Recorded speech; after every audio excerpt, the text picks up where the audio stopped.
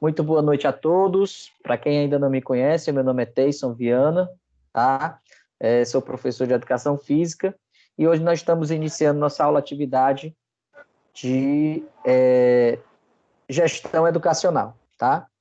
Para quem ainda não sabe, além de professor, né, de ser formado em Educação Física, eu também sou pedagogo e tenho especialização em gestão escolar, né? Então, para mim, é uma área muito tranquila para eu comentar e até para eu falar sobre essa área, devido à minha especialidade, né? A minha especialização. Então, assim, hoje a gente está começando a nossa disciplina, né? De gestão educacional e a gente vai pontuar aqui algumas coisas que foram conversadas pela professora Natália, né? Que é a nossa professora presencial lá em Londrina, né? Nessa turma aqui do Paraná. E, enfim, colocar algumas coisas numa realidade educacional local, né? E também trabalhar junto com a nossa realidade de momento como é que eu vou dizer assim, da nossa gestão, né? Na nossa gestão educacional, tá? Bom, enfim, eu particularmente, como eu havia falado, me sinto tranquilo de comentar sobre esse assunto, né? E digo de verdade o seguinte, que a gente precisa ter, antes da gente enveredar nessa base, né, teórica da gestão escolar, a gente precisa entender como tudo começou, tá? Então, assim, para tudo na vida, a gente tem que começar pela história. E, novamente, eu vou citar um livro, tá? E vou mostrar esse livro aqui para vocês, certo? Que é a História das Ideias Pedagógicas no Brasil, professor Dermeval Saviani. Esse livro, ele desmistifica muita coisa, tá? Até porque a professora fala também em senso comum e conhecimento científico, né? Então, assim, esse livro, ele desmistifica muita coisa, sabe, sobre a nossa realidade. Na verdade, eu digo que nós vivemos em um eterno ciclo, né? Aonde a gente vive, como dizia o compositor e cantor Cazuza, nós vivemos num museu de grandes novidades. Então, assim, a gente roda, roda, roda e acaba, às vezes, caindo no mesmo contexto, só a diferença entre lapso temporal, certo? Então, assim, ela começa falando, né, sobre a história da educação brasileira na ótica da gestão, e a gente começou a ser gerido, né, nosso sistema educacional brasileiro começou a ser gerido pelos padres jesuítas, né? Então, assim, nós tivemos um objetivo com a educação brasileira, né, com os padres jesuítas, e esse objetivo ele não foi muito tranquilo em relação ao objetivo real, né, do que eles queriam. A gente vivia naquele período, entre 1500, né, 1530, 1500 e pouco, a gente vivia na Europa um período chamado de Contra-Reforma, né?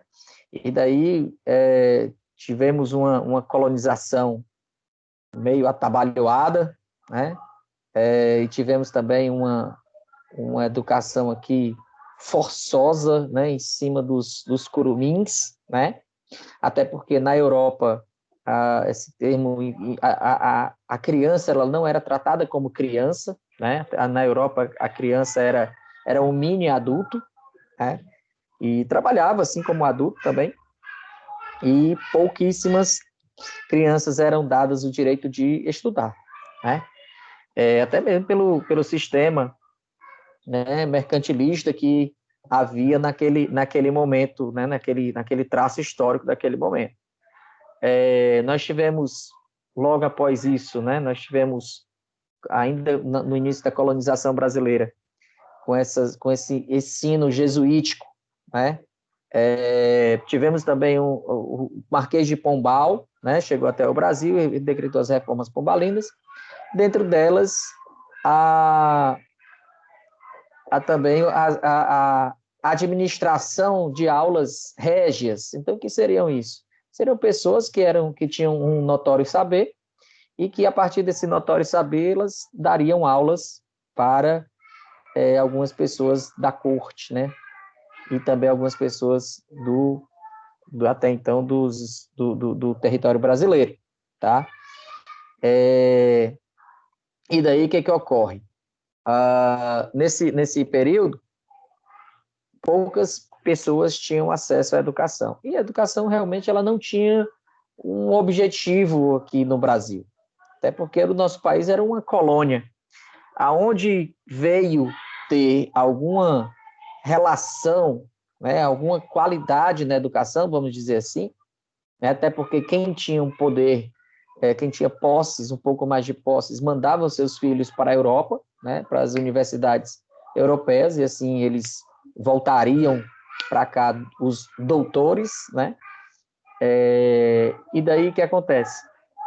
Quando a educação brasileira veio ter algum certo valor, foi com a vinda da família real para o Brasil, né?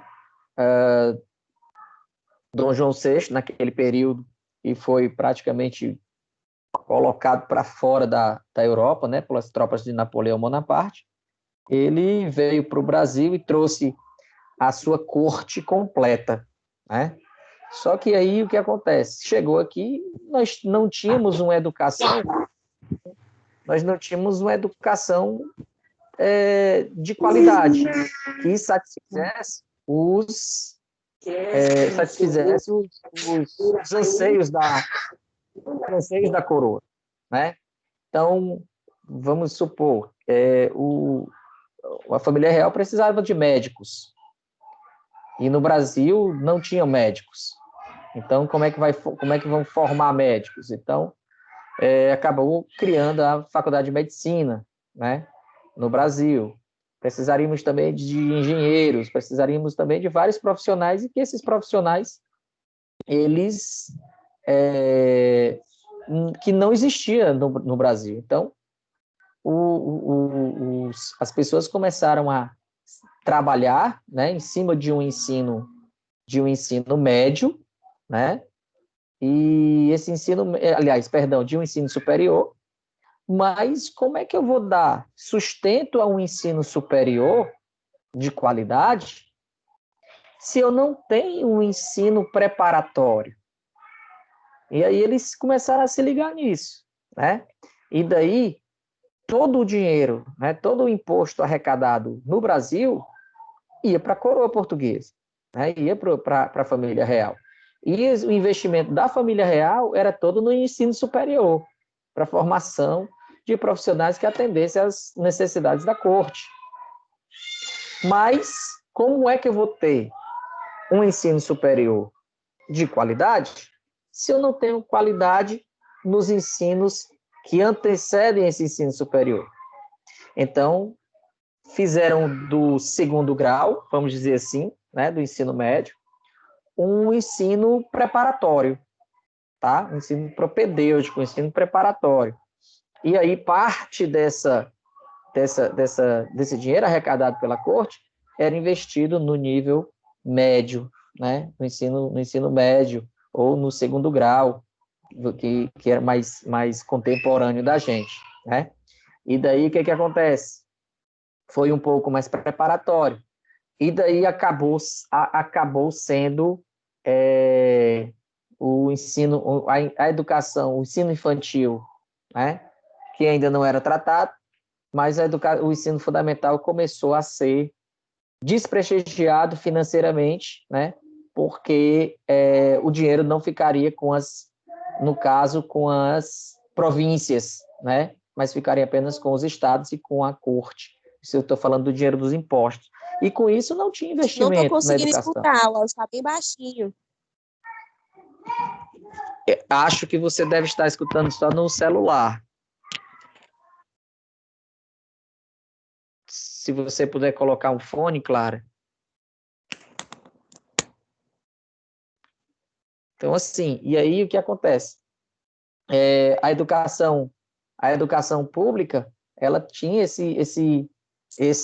essa falha, né, de investimento, tá? Tinha essa falha de investimento e financeiro, e aí era pouco atendido pela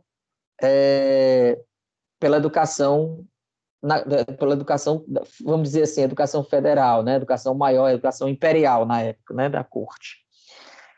E daí o que acontece? Começou a acontecer no Brasil, né? Algumas pessoas foram comprando os títulos, né? Para sustentar a coroa portuguesa no Brasil, e daí alguns barões, né? Principalmente aquela galera que cultivava muito café e produzia leite, etc., foram começando a ter posses. E daí a pagar professores particulares.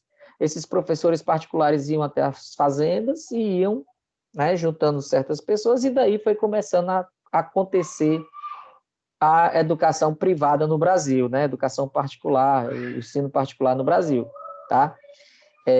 Numa demanda e numa necessidade das próprias famílias, né, que tinham um certo mais posse, né, vamos dizer assim, em relação e tinham uma preocupação em enviar seus filhos às faculdades, tá? E daí o que acontece? Começou a ser desenvolvida a educação privada no Brasil a partir daí, certo? Com a independência do Brasil, né, o Brasil começou a se tornar independente de Portugal, e logo após a proclamação da República, o Brasil começou a trabalhar e a viver e a investir no próprio Brasil, mas ainda com retrospectos ainda do passado, né? Então, assim, em 1932, até então, a educação era muito rudimentar. Para vocês terem ideia, cerca de 80% da população brasileira ela sofria com analfabetismo. Então, 80% do Brasil ser analfabeto, meu amigo, é muita gente, certo? E daí, em 1932, começou-se uma onda pedagogicista, né? Que vinha dos Estados Unidos e dos países europeus, que era um movimento chamado de Nova Escola, certo? E alguns pesquisadores europeus preocupados já com o desenvolvimento infantil, né? Até porque seria até uma ironia, até porque a Europa ela veio sendo sempre tratando as crianças como mini adultos, mas agora de um tempo ela começou a se preocupar com essa educação infantil, né? E daí veio sendo desenvolvendo e veio sendo sempre colocado em pauta o desenvolvimento da educação brasileira na nossa legislação. Aconteceu em 1934, né, com a Constituinte de 34, tá? Aconteceu também um pouco mais tarde com a Lei de Diretrizes e Bases de 1961, né, aonde essa Lei de Diretrizes e Bases de 61 ela contemplava uma educação mais pedagogicista, né, para exatamente erradicar o índice de analfabetos que tinha no país naquele momento, né? Depois, ela não colocou aqui, mas depois eu quero citar a Lei de Diretrizes e Bases de 1970, aonde o Brasil começou a abrir, né, as suas fronteiras para a industrialização. Então, como era que eu ia industrializar um país, né, com uma multinacional, um país de analfabetos? Então, houve um ensino, uma valorização do ensino técnico, né, do ensino técnico profissionalizante, e aí foram sendo criadas as escolas técnicas, né, no país, com a valorização do ensino técnico, até que em 1988, com a nossa Constituição vigente, né, deu-se uma amplitude e abriram as portas agora de uma forma, vamos dizer assim, de uma forma impositória, né, para a educação e para a democratização da educação no país, tá? Então, a partir da Constituição de 88, né, começou-se a estudar uma nova Lei de Diretrizes e Bases, e a Lei de Diretrizes e Bases que nós temos hoje, né, que foi promulgada em 1996, em dezembro de 96, tá? É uma educação que muitas pessoas falam uma educação neoliberal, tá? Mas também ela preconiza o acesso, né, ao sistema educacional brasileiro, tá? Então, ela é uma lei que ela regulamenta, né, e norteia todos os processos, inclusive os processos desde a educação infantil até o ensino superior. É importante ressaltar que a educação infantil ela só veio começar a acontecer, né, a partir, se eu não me engano, a partir de 1960, quando as mulheres começaram a ser mão de obra. Então, quando as mulheres tinham a mão de obra, e aí, com quem deixar os filhos, né? E daí se preocupou com isso, aí começaram a criar creches, etc., nas empresas, e daí foi se desenvolvendo a partir disso aí, tá? E assim, falando nessas políticas, né, políticas educacionais, como o desenvolvimento de creche, por exemplo, que é uma política educacional, nós temos o nosso governo federal, né? Nós temos o Ministério da Educação, que é mais conhecido como MEC, né? E o MEC ele é o órgão responsável pela padronização, coordenação e integração das políticas educacionais do país, tá? Ele articula aspectos pedagógicos como planejamentos, sistema de avaliação em massa, né? E avaliação também dos programas e planos também de governo, gerencia principalmente os recursos, né, que são distribuídos nacionalmente entre as escolas, né, e as instituições de ensino, principalmente por um dinheiro, né, para um investimento chamado Fundeb, né, que é o Fundo Nacional de Educação Básica. Antigamente, esse Fundeb ele não existia para a educação infantil, tá? Ele só existia só para o ensino fundamental, e nem para o médio também, só para o ensino fundamental, que era, antigamente, a gente chamava de Fundef, né? Que era o Fundo Nacional de Desenvolvimento da Educação, do ensino fundamental, e agora abriu para a educação básica, tá? E, por falar em educação básica, né? Por falar nisso também, nós temos o ministro da Educação, um homem que, ao meu ver, isso é uma opinião pessoal, tá? Um homem que, ao meu ver, é um homem muito reto, muito íntegro, né? Professor Milton Ribeiro, tá? É um cara que eu tenho, já conhecia a história dele antes do ministério, né? É um pastor da Igreja Presbiteriana, né? E professor também da faculdade da Universidade Mackenzie, tá? Então ele assumiu essa pasta e vem tentado, né, fazer um trabalho bacana, né, ao longo de todo o processo, enfim, ao longo de toda essa pandemia, enfim, ao longo de todos esses problemas que o Brasil tem enfrentado. Mas o que eu quis dizer com isso nesse primeiro momento? Que nós temos uma educação, né, uma educação básica muito deficitária. E isso reflete, inclusive, até no nosso ensino superior, né? Se a educação básica é deficitária, eu vou gerar pessoas também, profissionais também deficitários, né? E isso a gente vai tentando recuperar ao longo do tempo. Mas, enfim, e esse problema é um problema que é uma bola de neve, na verdade. Então, eu tenho problemas na educação infantil, né, vamos dizer assim, com falhas, né, não as falhas, mas com falhas que acontecem na educação infantil. Essas falhas, elas evoluem até o ensino fundamental, né, das séries iniciais, vai até as séries finais, chega até o ensino médio e, para quem dá continuidade, chega até o ensino superior, tá? Que essa é a estrutura da organização da educação brasileira, né? O sistema educacional brasileiro, ele se organiza nessas 3 esferas distintas, né? Existe uma esfera federal, tá? Aonde a União ela se responsabiliza por toda a organização do sistema brasileiro de ensino, né? Ela é responsável também pelo ensino superior. A esfera federal é responsável pela União, né? Responsável pelo ensino superior e pelo esse repasse de recursos federais também aos entes, né? Vamos dizer assim, para os entes educacionais. Nós temos também a segunda esfera, que é a esfera estadual, que é responsável pelas escolas de ensino médio, tá? Então, também trata de um sistema educacional, mas a nível estadual, tá? Então, ela é responsável para nível estadual. E chegamos também até os municípios, né? A esfera municipal é responsável pela educação infantil, né? Creches, educação infantil e ensino fundamental, né? E também tem o seu próprio sistema de educação. Então, na verdade, a gente organiza a educação brasileira em dois grandes blocos, né? Um bloco da educação básica, que contempla a educação infantil, né? Que vai da creche pré-escola, da creche pré-escola, né? Da creche do infantil 1, 2 e 3 até o 4 e 5, tá? O ensino fundamental para as séries iniciais, que vai do primeiro ano, segundo, terceiro, quarto e quinto anos, e o ensino fundamental nas séries finais, que vai do sexto, sétimo, oitavo e nonos anos, tá?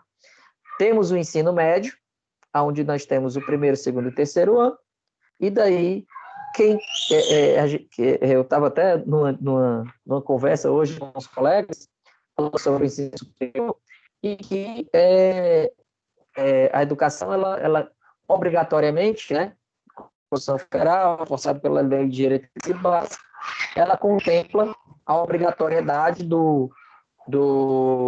da família, né, que é principalmente, na própria Constituição Federal fala, no seu artigo 205, tá, que a educação é um direito de todos, um dever do Estado e da família, tá?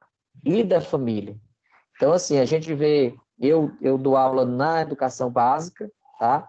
Dou aula na rede municipal de educação e vejo, infelizmente, muitas famílias largando seus filhos na escola, né? Para a escola fazer um trabalho de assistência social. E, na verdade, assim, e a escola, às vezes, até acolhe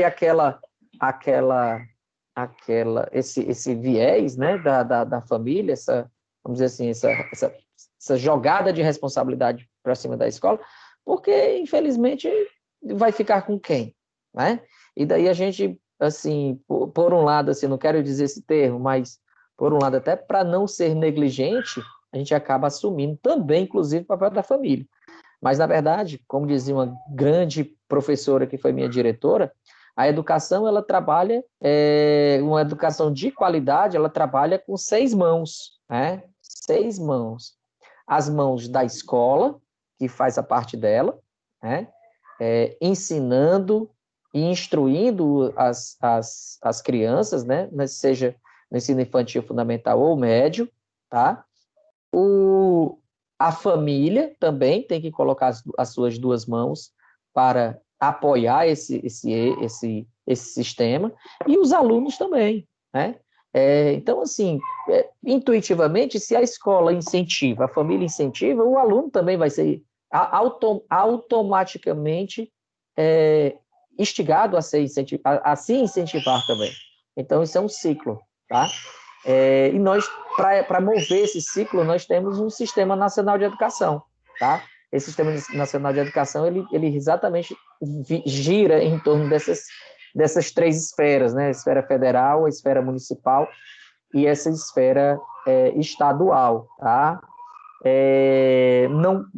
Assim também como não é interessante haver divergências, né, entre as 3 esferas, elas devem estar em consonância, né, em união, para que assim possa ser desenvolvido um trabalho de forma qualitativa e que atenda a toda a população, né?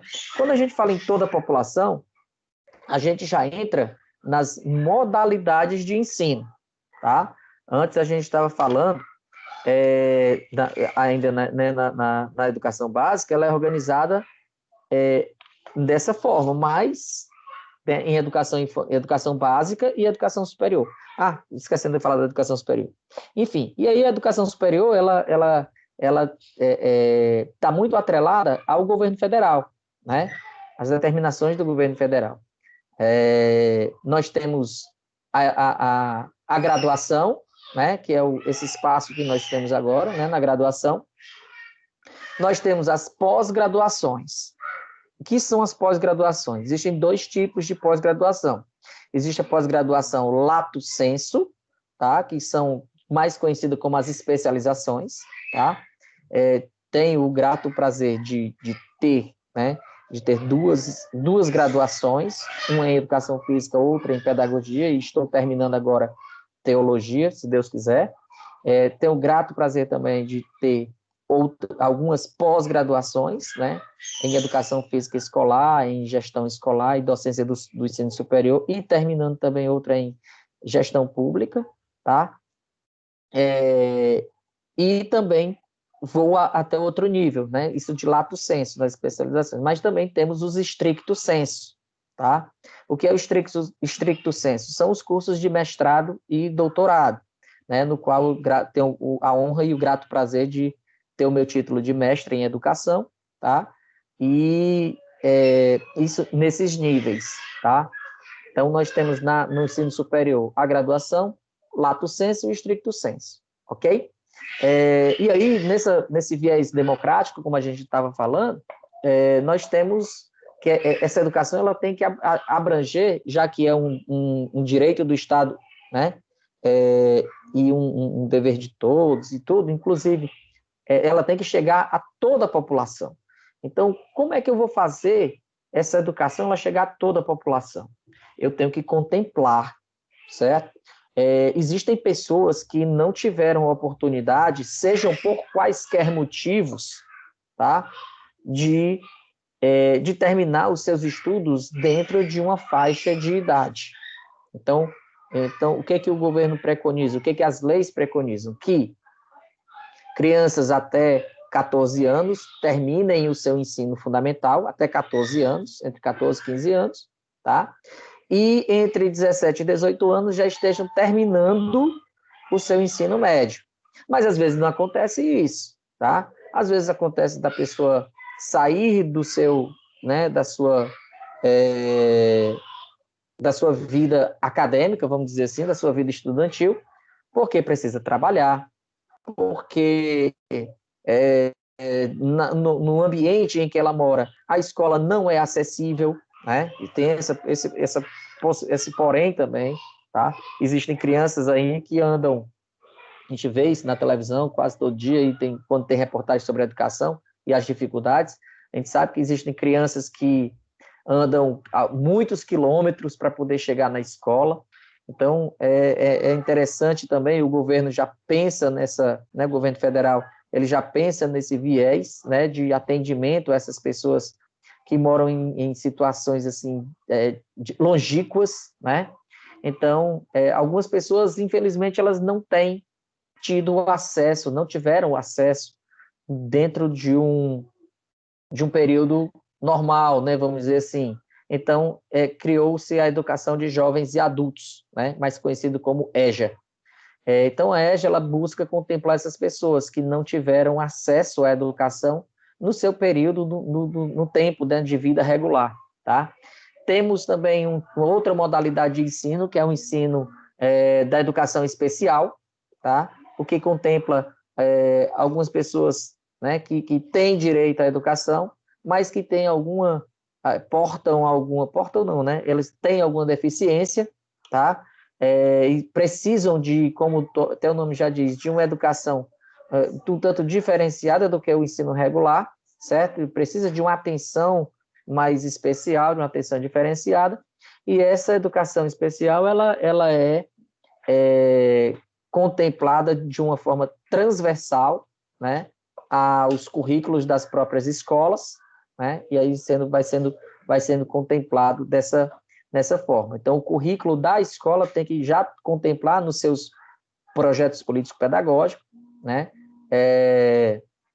questões como a educação especial, tá? Nós temos aqui particularmente falando do nosso estado, Ceará, né, nós temos um desenvolvimento muito grande em relação a educação profissional e tecnológica, que é uma nova modalidade, uma modalidade de ensino, tá? E nós tivemos aí, nos últimos governos, né, uma ascensão muito grande com relação ao desenvolvimento da educação profissional e tecnológica, tá? Nós hoje temos, posso dizer assim, que nós, Estado de Ceará, somos uma referência nesse ambiente, né, de educação profissional e tecnológica a nível de educação pública, tá? Como eu havia falado antes, né, havia apenas citado, nós temos também a modalidade de educação do campo, certo? Então, assim, houve um burburinho muito grande, pelo menos a nível de professores, né, em relação ao ensino à distância, né, esse ensino que nós estamos fazendo aqui agora, que não é um ensino, não é uma educação informal, certo? Nem é também uma educação não formal, mas é um sistema que chega a ser um pouco mais democrático do que o ensino regular, sistemático, o ensino presencial, né? E que atinge a todas essas pessoas. A gente sabe que existem lugares, principalmente na região centro-oeste, né? E na região nordeste, também na região nordeste, existem lugares muito ermos, muito longínquos, certo? Em que acaba as dificuldades superando até a ânsia de você entrar na escola. Então, existe já uma possibilidade, né, da educação básica, existe um estudo sobre isso, né, sobre a educação básica ser praticada também na modalidade à distância, em alguns casos, no caso este, né, mas ainda estudo em análise e tudo, e essa pandemia veio segurar um pouquinho essa vertente, mas eu acredito que seja uma saída, né, para poder contemplar a educação, exatamente como diz a Constituição, a educação para todos, né? E quando a gente fala em todos, entramos também no aspecto de preservação cultural, né, com a educação indígena. Nós temos uma escola indígena, eu particularmente conheço, ele fica na Pacatuba, certo? É uma escola indígena, é a única, pelo menos assim, é a única escola que eu conheço, não sei se vocês conhecem outras. Existe também a educação quilombola, tá? Que também trabalha nesses vieses, né, de preservação da cultura do índio, preservação da cultura do negro, né, em seus aspectos, além dos aspectos da educação formal, né, da educação básica e do currículo nacional, né, da base nacional comum. Também temos as questões particulares de preservação das culturas nativas, né? Como a gente já havia falado, a educação à distância, né, que ela hoje é um sistema que veio para ficar, né? Nós já temos graduação 100% online, né? Principalmente o nosso polo, para quem não sabe, a Unopar é a número 1 em população, acredito, são mais de 18 mil pessoas, 18 mil alunos sendo contemplados também nessa modalidade à distância, né? Enfim, e chega até ao nível de pós-graduação, nível de lato sensu, né? Estricto sensu ainda tem ainda tem os entraves ainda em relação ao CAPES, né? Que é um órgão que regulamenta o ensino superior. Mas eu acredito que num futuro próximo, acredito que essa possibilidade já venha a existir, tá? Então, nós temos essas modalidades de ensino, né? E daí a gente vai falar agora sobre essa organização da gestão da Secretaria de Educação, que nós temos aqui em Fortaleza, né? O nosso Sistema Municipal de Educação trata da educação pública, né? Das escolas públicas municipais. Nós temos também a Secretaria Estadual de Educação, que trata de todos os viés do sistema educacional no estado do Ceará, certo? E nós temos também o Cinep, que regulamenta as escolas particulares no estado, né? Então, ela cita aqui tenta fazer aqui uma reflexão, né, sobre os desafios e possibilidades para a gestão na educação brasileira, e eu digo que um desafio e uma possibilidade, né, para desafio mais ainda, é o gerenciamento de interesses políticos, pessoais, e para garantia do acesso, da permanência e da qualidade da educação. Mas eu queria conversar com vocês agora, tá? Eu queria que vocês abrissem os microfones de vocês, e dentro de todas essas coisas que eu já havia falado e que vocês escutaram durante a aula, queria ver de vocês o que vocês acham, quais são, para vocês, quais são os desafios e essas possibilidades, né, para a gestão na educação brasileira. O que vocês acham? Com a palavra agora a vocês.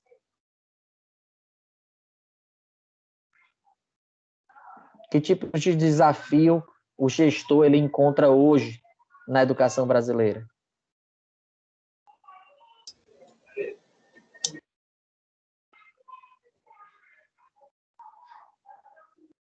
Podem falar, estou ouvindo.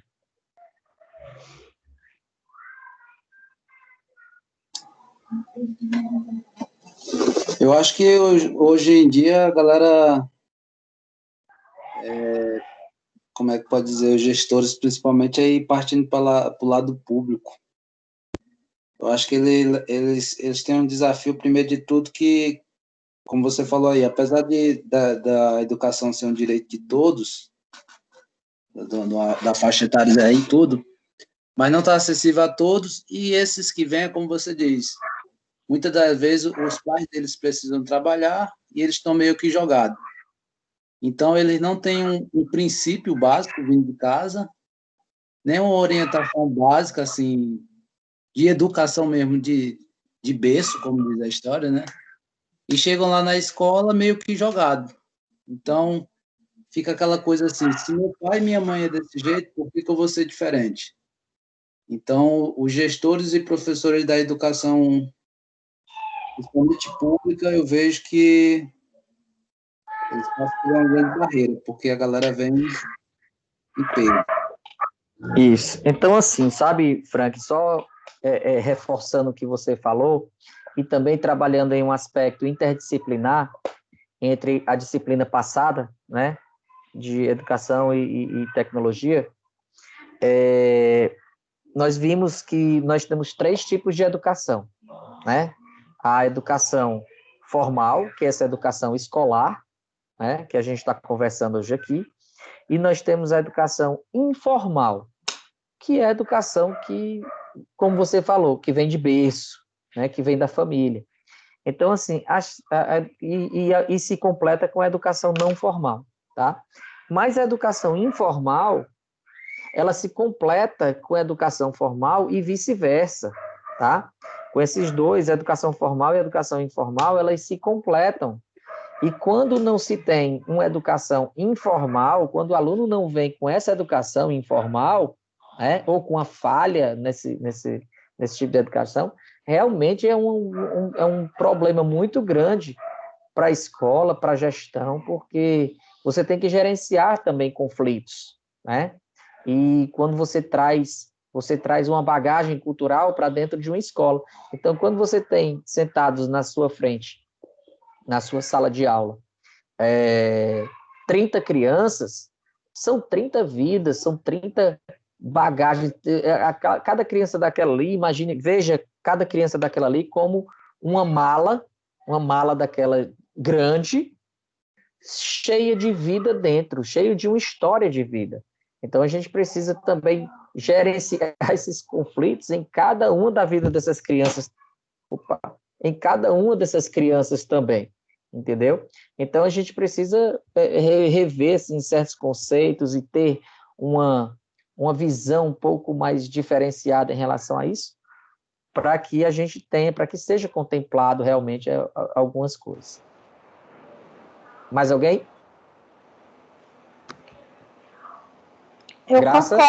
Eu concordo com o Frank, porque o mais difícil mesmo é o ambiente, né, na escola, principalmente aqui no Brasil, as escolas públicas, né? Mas Só um minutinho, Clarinha, que já te dou a vez. professor na escola pública, ele tem muito desvalorização, né, do profissional. Então, muitos conflitos, quer dizer, é muito complicado mesmo a gestão escolar, principalmente na rede pública, né? Se você não tiver um jogo de Complicado. cintura, você não consegue seguir carreira, porque tem que ter. Tem que ser formal, informal e vice-versa, né? Com certeza. Se a minha diretora estivesse aqui escutando isso, eu vou passar esse vídeo para ela, ela ia bater palma para ti. Clarinha, meu amor, você queria falar? Pois não, somos todos ouvidos. Eu acho que era eu, não, professor. Clara, A Rafa. depois tu, Rafa. Uma situação importante, professor, que a gente está vivendo na atualidade, né, em meio a essa pandemia, é o acesso da educação para todos, que eu tenho certeza que muitas crianças estão sendo prejudicadas, né, porque não tem internet, porque não tem um computador, um celular com acesso a ter essas aulas. E eu acredito que muitos vão se prejudicar, principalmente quem está aí em meio ao Enem, né, a Enem que vai ter o Enem aí, que foi divulgado. E eu acho que essas pessoas elas vão acabar se prejudicando, e os professores, às vezes, eles nem têm muito o que fazer, né, na rede pública. Eles não têm muito como ajudar, né, nesse caso. Então, é um ponto aí que até o Frank mencionou, que a educação, às vezes, ela não tem acesso a todos, principalmente nesse cenário que a gente está vivendo hoje. Né? E aí, Clarinha, eu queria só perguntar sobre você, o que você faz na rede pública para poder melhorar isso. Pois é, eu ia te dar o meu depoimento agora, né? Com relação a isso aí, Clarinha, você tem toda razão. Isso aí não é uma preocupação sua, não é uma observação sua, mas eu acredito que seja de todos nós, professores. Sejamos da educação pública ou sejamos da educação privada.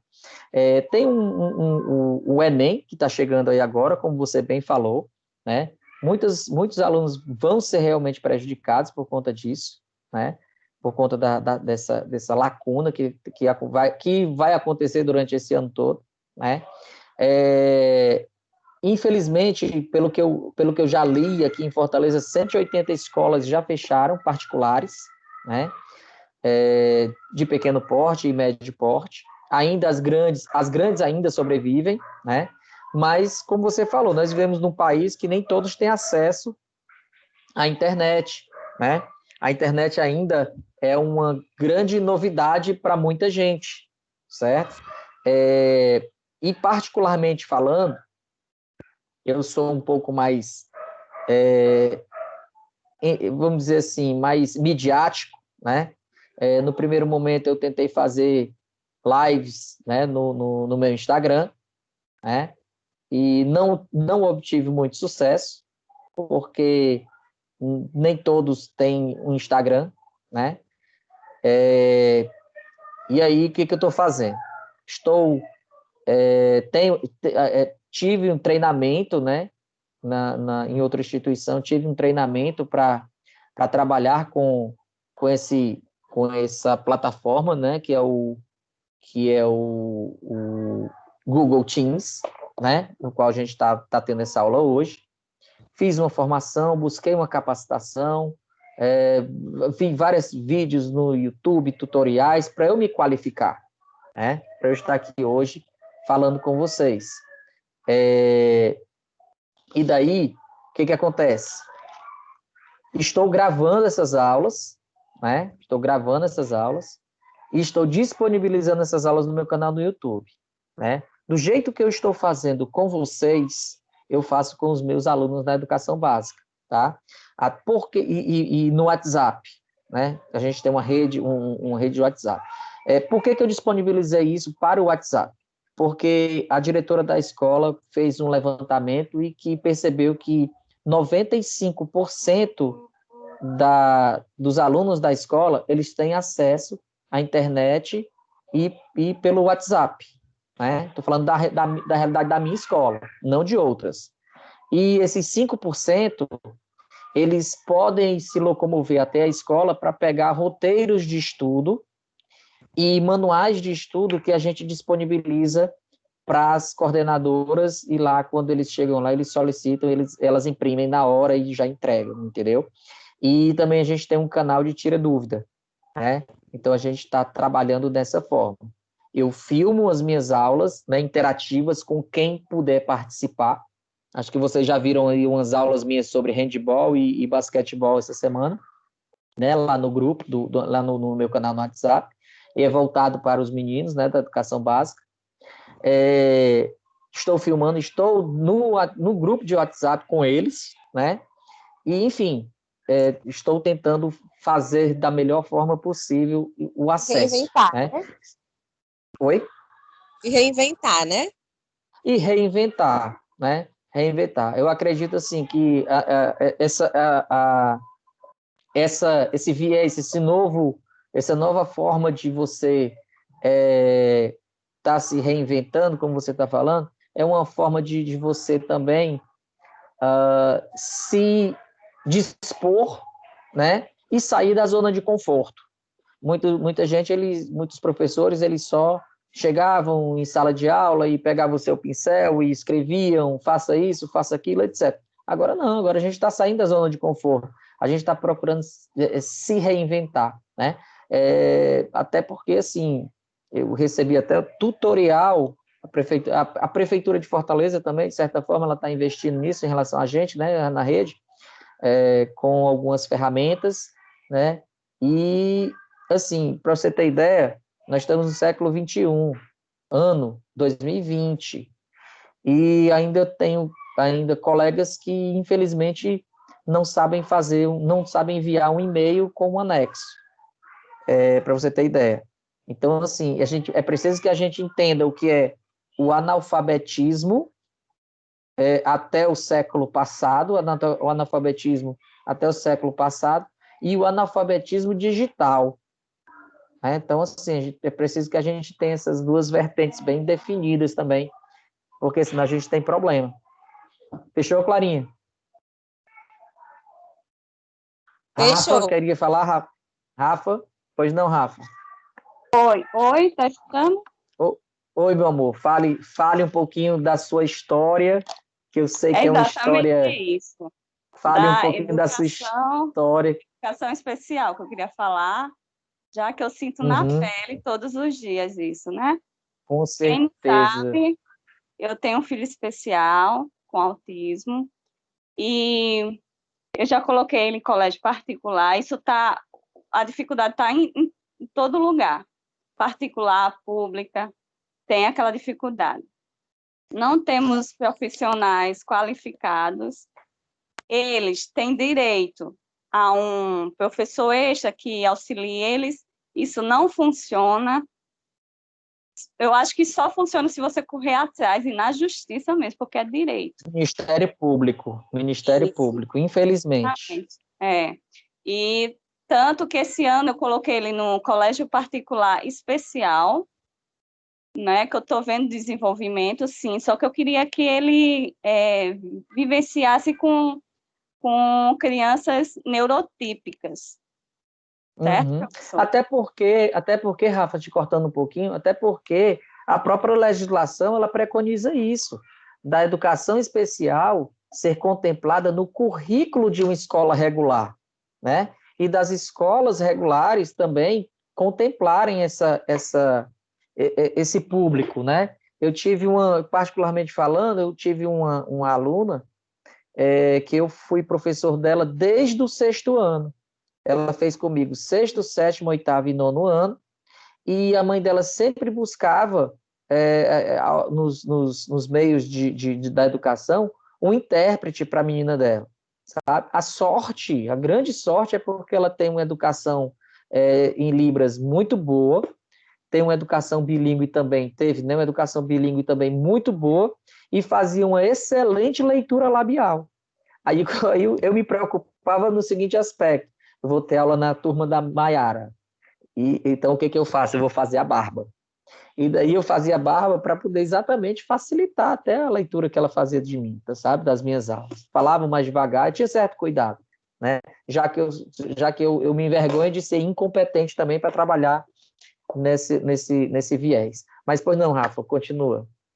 Professor, aí nesse caso, é responsabilidade do gestor se preocupar com a qualificação dos professores?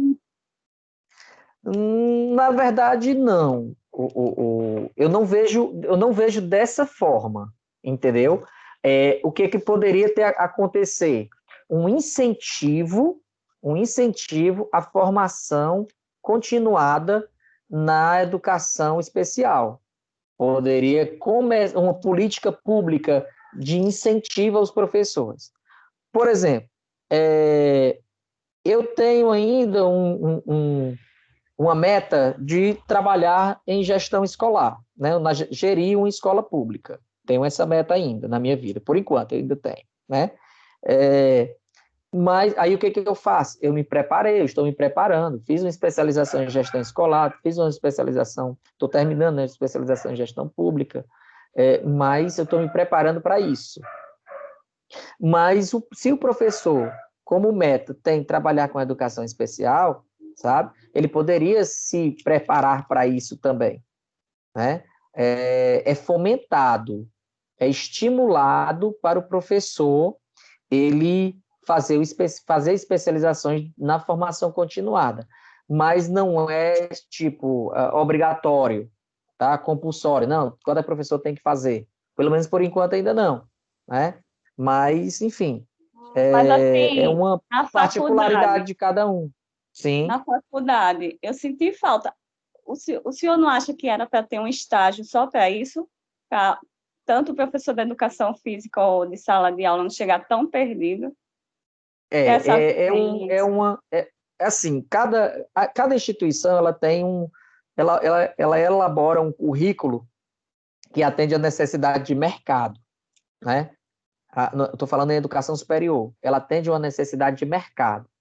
Eu acredito que quando houver uma necessidade real que existe, mas assim, como é que eu vou falar assim, em relação à sociedade? Pronto, eu vou falar agora um termo mais condizente.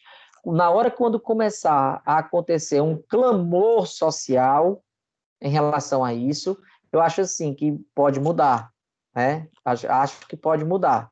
Porque assim, a necessidade existe, a realidade está aí, mas eu não vejo tanto interesse assim de pessoas querendo trabalhar nisso, né? Em outros governos eu não via. Hoje tem uma abertura um pouco maior, né? Do ano passado para cá eu vejo já com o Ministério da Cidadania, né, e da Mulher, né, à frente da ministra Damares, eu vejo uma preocupação, inclusive até a própria primeira-dama também é engajada nessa luta, né? Mas eu espero mais. Eu ainda espero mais ainda do governo. A demanda está alta, né? Com certeza. Pois não, Frank? Essa questão aí, como é que se diz? Da educação especial. Necessidades especiais, né? Como ela falou aí, né?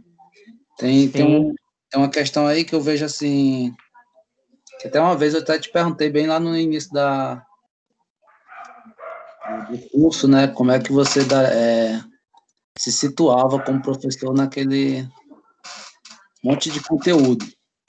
Sim. E com o passar do tempo eu sempre vim buscando muito, né? Eu sempre vim buscando todos os lados, analisando todos os aspectos e analisando qual seria desses caminhos que eu vejo a educação física como uma árvore e nela com várias ramificações.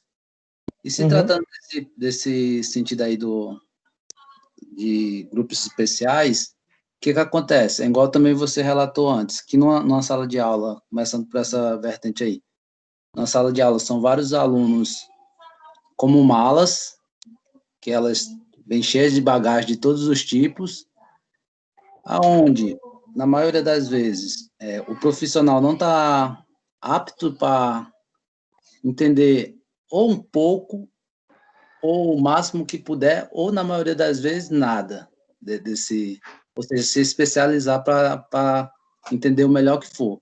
E nessa questão do especial, eu vejo o seguinte, tem muita gente que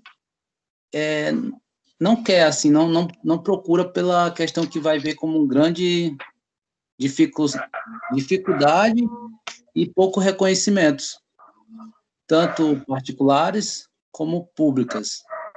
Aí, às vezes, o cara procura ir para até ter interesse em trabalhar nessa área, porque é muito ampla, como você falou, vai ter uma grande demanda aí, já tem essa grande demanda, porém não tem pessoas que buscam essa qualificação para poder trabalhar com essa demanda que o mercado procura, e nem incentivo, né? Essa é uma questão que eu vejo assim também. É duro mesmo, mas assim, Rafa, eu acho que assim, eu tô dando aula agora de uma disciplina que é de gestão e tendências em academia, lá na outra instituição. E essa unidade agora, que nós estamos trabalhando, são as teorias gerais da administração. E ainda nós estamos apesar de nós estarmos, né, de ter várias teorias e várias tendências e várias teorias da administração, mas a gente ainda está muito enraizado ainda na administração clássica, aonde primeiro na administração clássica e na administração científica, primeiro para trabalhar a produção, né? Trabalhar por produção, trabalhar meta. E tão pouco a gente trabalha também como a teoria das relações humanas, sabe? Que é a teoria de você valorizar o ser como um ser humano e não o ser como um ser máquina, né? Um ser produtivo. Eu acho que, por exemplo, muitas das leis que existem, infelizmente, muitas das leis ainda que existem para a educação especial são leis formadas como é que eu vou dizer, promulgadas e colocadas lá pelos deputados que têm esse problema na família. Por exemplo, como o ex-senador Romário, que tem uma filha que tem síndrome de Down, e ele militava na causa, né, da síndrome de Down. Né? Estou vendo aí, aos poucos, eu vejo também a primeira-dama da República, né, que tem familiares que são surdos, e ela milita muito nessa causa do surdo. Então, assim, eu acredito que ainda os profissionais, principalmente os profissionais da educação, que entram nessa vertente de gestão de política pública, da política partidária mesmo, de deputado, senador, vereador, etc., e nós estamos no próximo da eleição, eu acho que poderia ser mais engajado à causa, mas sem precisar de estar passando por um momento em casa, né? Por exemplo, eu tenho, exemplo, né? Se eu tiver Rafa, por exemplo, Rafa tem um filho que tem que é autista, né? E se a Rafa for um dia uma candidata dessa, né, a cargo eletivo, com certeza ela vai militar por essa causa. Então, cada um milita por uma causa que lhe é mais peculiar, né? Mas eu acho que e que mais convém, obrigado. Então, assim, eu acho que não deveria ser assim. Eu acho que você deve governar para todos e não para os seus públicos individuais, entendeu? Mas é o que Deus prega, né? Amar todos, né? Igual. Então, quer pronto, dizer, entramos numa vertente né? político-religiosa. Só que os políticos só fazem a metade das coisas, nunca inteiro, né? Mas Nós somos nesse assim, né? sim, infelizmente. Mas a gente muda, a gente pode mudar. Com certeza. Mas, assim, nesse viés todo de que a gente viu aqui agora, né, sobre esses desafios, né, para essa e possibilidade também para a educação brasileira, nós temos um Plano Nacional de Educação, né, que ele contempla, ou seria para contemplar, todos essas nuances, né, todos esses aspectos que necessitam a educação a educação brasileira de uma forma geral, né?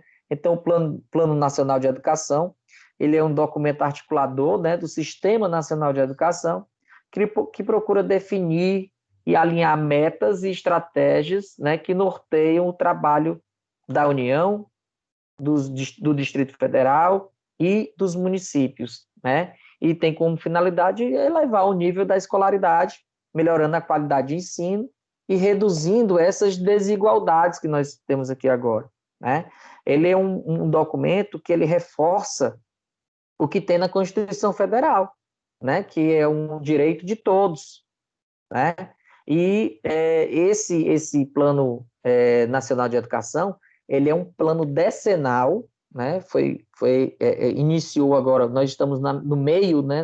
Na verdade, já no finalzinho, né? Da vigência de um Plano Nacional de Educação que começou em 2014, e esse plano ele vai até 2024, né? E existem grupos, né? É dividido por grupos, né? E cada grupo traça metas, e essas metas elas vão sendo ou deveriam ser sendo alcançadas até o final de 2024, que não vai ser contemplado, pode ser reforçado, né, para 2024 para frente, e para manutenção e para gestão das escolas, e principalmente também a gestão dos currículos, né? E, assim, cada escola ela tem uma autonomia para criar o seu próprio currículo, mas referente a uma base curricular comum nacional, né? Então, o que é esse currículo? O currículo é a base que determina um alinhamento de um processo pedagógico. Deixa eu só aqui, opa. Então, é um documento, né, que tem a base que determina os alinhamentos de processos e práticas pedagógicas, bem como o desenvolvimento dessas práticas com os diferentes níveis das modalidades de ensino. Então, esse documento, né, o currículo, na verdade, das escolas, eles se baseiam em alguns pilares. Um primeiro pilar que a gente vai falar é o pilar das diretrizes curriculares nacionais. O que são as diretrizes curriculares nacionais? São todas as normativas que o Ministério da Educação ele preconiza para todas as escolas e para todos os sistemas do Brasil, né? Existia até um pouco atrás também, né, agora com a nova Base Nacional Comum Curricular, que foi substituída, né, os parâmetros curriculares nacionais, né? Que eram os parâmetros curriculares nacionais? Eram sugestões de conteúdos, né, que eram ministrados pelos professores no decorrer do exames do sistema seriado de ensino, né? E daí nós temos os referenciais curriculares nacionais também, que a gente tem que se pautar por base nesses referenciais curriculares. Os temas transversais, que como o próprio nome diz, ele é transversal ao próprio sistema de ensino, né? E hoje nós temos nos norteando, né, a Base Nacional Comum Curricular, que é um documento normativo e que dá suporte ao currículo escolar. Nós temos uma base curricular nacional comum, né, para o ensino fundamental, aonde nós deveremos seguir ao longo de um ano, desenvolver competências e habilidades dos nossos alunos, né? Essa base nacional comum curricular, nós temos no ensino, deixa eu ver aqui, na educação básica, né? Vamos dizer assim, que nós vamos trabalhar no ensino fundamental, nós, na educação física, nós temos algumas unidades temáticas a serem trabalhadas, né? Nas séries iniciais, nós temos as unidades temáticas das brincadeiras e dos jogos, dos esportes, das ginásticas, das danças e das lutas, né? Isso para a gente trabalhar de 1º ao 5º ano, né? E dividindo também isso aí dentro dos objetos de conhecimento, algumas habilidades das unidades temáticas, além dos objetos de conhecimento, que cada unidade temática dessa vai se dividindo, tá? Por exemplo, do sexto ao nono ano, nós temos jogos e brincadeiras, brincadeiras e jogos, né? Jogos e brincadeiras. Temos uma unidade temática de esportes, onde a gente vê dos esportes de marca, né, como atletismo, esporte de precisão, como tiro ao alvo, arco e flecha, etc., essas coisas. Esporte de vazão, como futsal, basquete, handebol, enfim. As ginásticas, danças, lutas e as práticas corporais de aventura. Então, são muito bem contemplados, né? É muito bem dividido essa base nacional comum curricular. E daí, quando o indivíduo ele chega no ensino médio, né? O ensino médio, como ele já viu essa cultura corporal de movimento, né? Essa cultura corporal de todas essas que contemplou, né? Todas essas unidades temáticas e os objetos da pesquisa, das unidades temáticas, vai acontecer no ensino médio o desenvolvimento da criticidade com relação ao que foi visto na educação, no ensino fundamental.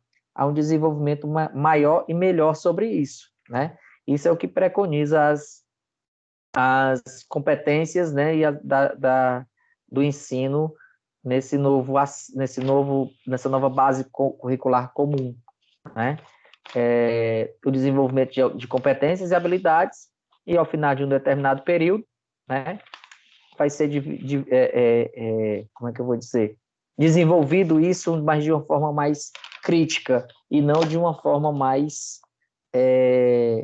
formativa, né? Mas, assim, no todo, né, ela fechou muito bem, né? E teve a última pergunta reflexiva que ela fez: como a gestão pode utilizar as definições curriculares para alcançar o bom desempenho dos alunos. Esse bom desempenho dos alunos, ele tem 3 coisas importantes. Primeiro, o acesso, né? Primeiro, o acesso à educação. Primeiro de tudo, as pessoas elas têm que ter acesso à educação, certo? Segundo, além do acesso, elas têm que permanecer. A educação ela tem que ser atrativa também, para que o aluno permaneça durante o tempo de estudo dele na escola, tá? E esse acesso, junto com essa permanência, juntando com a qualidade da educação, aí sim, a receita do sucesso, né? E cada um de nós, professores, a gente tem que fazer a nossa parte, lógico, né? Além de como profissionais, e eu dou a minha aula com um pensamento, né? Até porque o meu filho mais velho, Pedrinho, ele tem 11 anos e ele está no 7º ano, né? Esse ano ele está no 7º ano. E eu dou aula para os meus alunos, eu falo isso para eles e falo isso para qualquer pessoa, eu dou aula para os meus alunos na educação no município, como se eu estivesse dando uma aula para o meu filho. Porque se eu melhorar a qualidade da educação pública, eu vou ter uma sociedade melhor. Eu não vou ter essa sociedade tão desigual, sabe? Então, assim, eu tenho que dar acesso também aos meus alunos. E dar também para eles a vivência que todo mundo deveria ter, né? Como uma aula de atletismo, explicar para ele o que é uma saída baixa, o que é uma saída alta, por que um jogador, o que é a história do VAR, né? Que muita gente reclama do VAR, mas a gente também tem que ver um viés diferenciado. Então, assim, a gente tem que dar também oportunidades, né? A gente tem que privilegiar também a oportunidade para todos, e não só para poucos, como a educação, né? Educação para todos, mas não para poucos, ok? E daí ela tem no final da unidade, vocês têm uma aula-atividade, né, no qual contempla todo esse nosso viés que a gente trabalhou hoje, né, sobre desde dos níveis, né, as etapas e modalidades da educação brasileira, como é que funciona o Sistema Nacional de Educação, sobre o que preconiza, né, o que dispõe o Plano Nacional de Educação e sobre o sistema de educação, as dificuldades de implantação do Sistema Nacional de Educação e também os limites e as possibilidades do Plano de Educação Nacional. São essas vertentes, essas 5 questões norteadoras que ela pede para que vocês trabalhem e que eu acredito que sejam itens também que vão constar na avaliação de vocês, tá? Queria que vocês falassem um pouquinho sobre o que vocês acharam, sobre como é que está sendo o desenvolvimento da aula, como é que está. Clarinha, acredito que hoje foi melhor, né, o acesso, porque na semana passada foi meio complicado. Foi sim, semana passada nem deu para eu escutar nada. Hoje está melhor, né? Tá, sim. Que bom, graças a Deus. Então, estamos sempre tentando dar uma melhorada, né? Semana passada a gente estava noutra plataforma, hoje eu estou em outra plataforma, e aí, graças a Deus, está sendo tudo bem tranquilo, bem sossegado.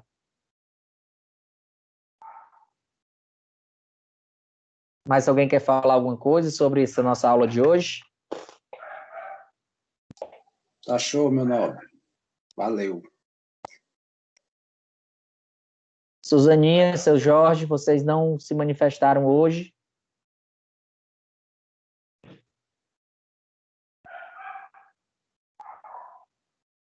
Bom. Oi, tudo top, oi, Suzana. professor. Beleza, tranquilo, estou com saudade de vocês. A Gente, gente também. pois é. Gente,